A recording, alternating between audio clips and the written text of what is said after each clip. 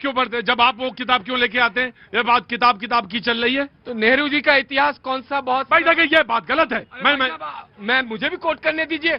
उन्होंने जो बात कही है, मैं इनसे सवाल पूछ रहा हूँ, नेहरू जी की वजह से हमारी जमीन चाइना को गई कि नहीं गई? मैं तो उस क्वेश्चन पे आना नहीं चाह रहा हूँ। जो बात पूरे हिंदुस्तान में घूम रही है इस वक्त, सोशल मीडिया पे ट्रेंड कर रही है नेहरू जी को लेके, उन पे कब चर्चा होगी? आपने हमेशा से भारत को धोखा देने का काम, भारत के खिलाफ नफरत फैलाने का काम कांग्रेस पार्टी करती रही। राइट, पॉइंट मैं आगे बढ़ता हूँ। जी जनाब अली, कहाँ से? उदयपुर से। हाँ जी, उदयपुर राजस्थान से, बोलिए। मैं सिर्फ इतना कहना चाहता हूँ कांग्रेसी मित्रों को, आप 50 साल पक्ष में रहे हो, थोड़ा दिन विपक्ष में बैठो, सभ्यता सीखो, वापस पक्ष में आ जाओगे। अगर तुम्हारी यही आदत रही, हिंदुस्तान के इतिहास में तुम वापस नहीं लौटोगे। और रही किताब की बात, अगर किताब से पार्लियामेंट चलेगा तो मेरे पास 200 किताब है पार्लियामेंट में पेश करने के लिए उनके चरित्र की। बोलिए, आप मुझे चैलेंज कीजिए, मैं आता हूं, आपके सामने बैठता हूं। Samajwadi you want to answer? जी, सबसे पहली बात तो अगर यहाँ पे आप आचरण की बात कर रहे हैं, आपको याद होगा आंध्र प्रदेश ऑर्गेनाइजेशन बिल के समय पे कैसे बीजेपी के सांसदों ने राज्यसभा में इस देश के प्रधानमंत्री, पूर्व प्रधानमंत्री के सामने जो है यहाँ पे विरोध करने का काम किया। आपको याद होना चाहिए 2004 में इस देश के तत्कालीन प्रधानमंत्री मनमोहन सिंह जी लोकसभा में बोलना चाहते थे, राष्ट्रपति का अभिभाषण पे 1 साल तक वो इंतजार करते रहे, उनको बोलने नहीं दिया। राइट, हाँ जी, आचरण की बात कर रहे हैं, बिहेवियर की बात कर रहे हैं। आंख मारता हुआ सांसद इस भारत की संसद ने देखा है राहुल गांधी के रूप में। अगर वो महिला सांसद कोई अप्रत्याशित घटना कर देती, प्रधानमंत्री को अगर उन्होंने नुकसान पहुंचा दिया होता तो क्या होता? ये तो हमारे लोकसभा के अध्यक्ष की विवेचना को देखिए कि उन्होंने मना कर दिया कि सदन नेता। राइट, मैं आ रहा हूँ। जी, पहले समाजवादी पार्टी और फिर साथी मैं आपके पास आऊंगा। जी भाई, जब हाथ बांध के ना बताओ। हाँ, स्टैंड बिल्कुल रहोगे। कहाँ से आना हुआ? अलीगढ़ से। क्या नाम हो गया गुरुजी? मोहम्मद साबिर। मोहम्मद साबिर, मैं बिल्कुल तैयार रहो, बिल्कुल सवाल के लिए, है ना? हाँ जी, समाजवादी पार्टी। प्रधानमंत्री जी इतने डरे हुए क्यों हैं? कहाँ डरे हुए? अरे तो 3 महिला पहुंच गई, बता रहे कि वहां से भाग लिए। जब सवालों से भागना हो, जब जवाबों से बचना हो, तब फिर जाके इसी तरीके की स्थिति पैदा होती है। आप एक निशिकांत दुबे जिस तरीके से पूर्व प्रधानमंत्रियों के लिए जो भाषा का इस्तेमाल करते थे, जो जिस तरीके से उन्होंने मर्यादा को तार तार किया, जिन शब्दों को उन्होंने बोला, जिस तरीके से उन्हें निर्बाध रूप से बोलने दिया गया, क्यों बोलने नहीं दिया गया? उनका माइक क्यों नहीं बंद हुआ? आप जब कोई विपक्ष का नेता बोलता है तब आप माइक बंद कर देते हैं। अरे वो कैमरा तो स्पीकर की ही तरफ था।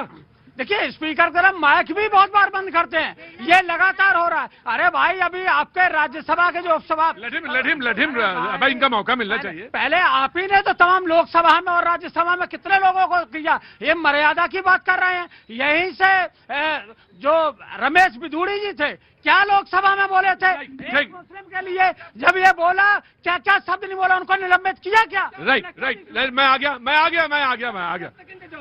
जी, अगर राहुल गांधी रवनीत बिट्टू को गद्दार कह सकते हैं, तो उससे पहले ममता बनर्जी निकली थी। हिम्मत है गद्दार कहने की कांग्रेस छोड़ के? हिम्मत है शकील अहमद जो मुसलमान नेता है बिहार का, वो साथ छोड़ गया, उसको गद्दार कहने की?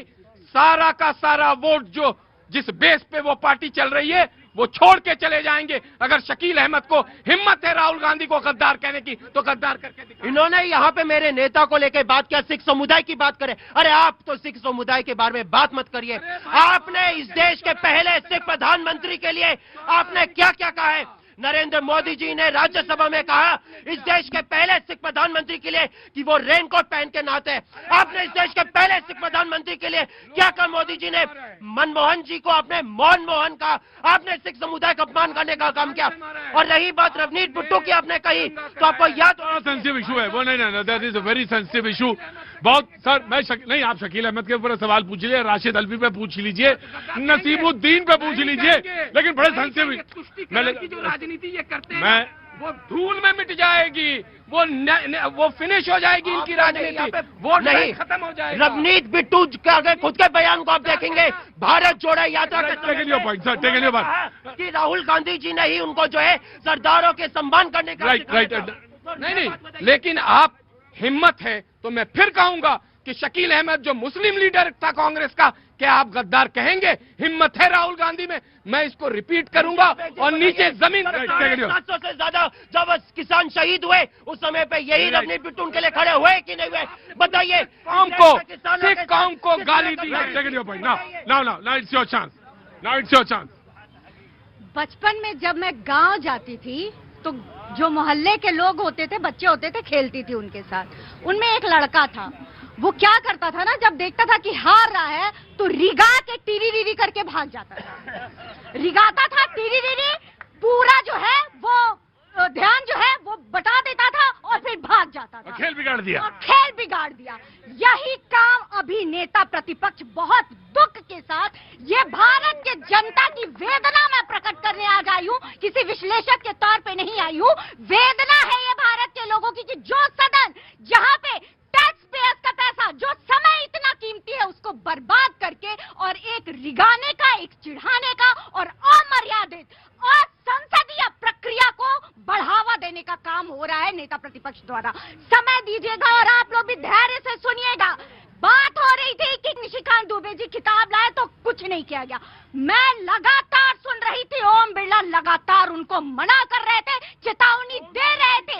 एक बात, दूसरी बात, भाषा देखिए, बात जी थे भी नहीं, थोड़ा देखा कीजिए। और जिन लोगों की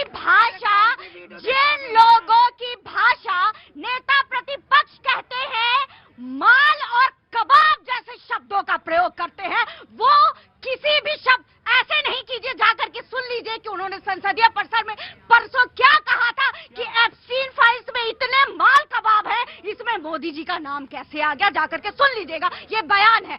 और एक बात कहना चाहूंगी कि जब इन लोगों के पास आखिरी अस्त्र, जिसे ब्रह्मास्त्र कहते हैं, बहुत आदर के साथ ब्रह्मास्त्र को तो प्रणाम है, लेकिन जब कुछ नहीं मिला तो ये कैरेक्टर असैसिनेशन जैसे घटिया राजनीति, चरित्र हनन जैसे शब्दों का इस्तेमाल करते हैं। नमस्ते सर, कहाँ से आना हुआ आपका? हिमाचल से हैं। बहुत बहुत। हिमाचल में कहाँ से हैं? किन्नौर से हैं। अरे सर, 2-3 सेब ही ले आए होते किन्नौर वाले। सेब का सीजन हो गया खत्म। बहुत, अब तो नया आएगा। बहुत बहुत स्वागत है सर आपका, किन्नौर से आए। बहुत बहुत स्वागत है। आपका नाम क्या है सर? लोबजंग जंबल। लोबजंग जंबल। लोबजल जम्मन। बहुत बहुत शुक्रिया सर, मैंने ठीक बोला? अच्छा, बहुत बहुत शुक्रिया आपका। मैं आपके इस सहानुभूति और बल्कि कहना चाहिए कि आपका इस नेचर से बहुत प्रभावित हुआ। मेरा नाम मैंने शायद ठीक से नहीं लिया, लेकिन फिर भी आपने मुझे कह दिया। हाँ, ठीक से बोला आपने जी। आचार्य जी, कहाँ से आना हुआ? मैं सर बिहार से आया हूँ। आचार्य जी, मैं थोड़ा वेट करेंगे, अभी मैं आता हूँ जी। कहाँ से आए सर? आगरा से। आगरा से। आगरा वाले पहले आगे आएंगे जी। जनाब, कुछ कहना चाहते हैं? हाँ, बिल्कुल कहना हाँ, तो आगे आइए। मैं ये कहना चाहता हूँ कि जो आज से पहले जब ये बीजेपी की सरकार नहीं थी, उस वक्त भी हम सब लोग साथ में रहते थे, प्यार से रहते थे। मुझे नहीं लगता कि मैं पहले कभी ये पता भी होता था कि हिंदू कौन है और मुसलमान कौन है। और मैं उसी स्कूल से पढ़ा हुआ हूँ, उसी से मेरी स्कूलिंग हुई है। बट आजकल मुझे ये सब समझ में नहीं आया। लेकिन मैं आज ये देख रहा हूँ कि दिन पर दिन ये सब चीजें बढ़ती जा रही हैं, एक्टिविटीज बढ़ती जा रही हैं, लोगों के बीच में नफरत पैदा होती जा रही है। तो ऐसा क्यों हो रहा है? अगर राजनीति करनी है, करिए, आप ढंग से करिए, कुछ भी करिए, लेकिन बीच में आपस में जो एक बीज डालते जा रहे हैं ईर्ष्या का, एक दूसरे से दूर रहने का, वो ऐसा नहीं होना। वो ऐसा नहीं होना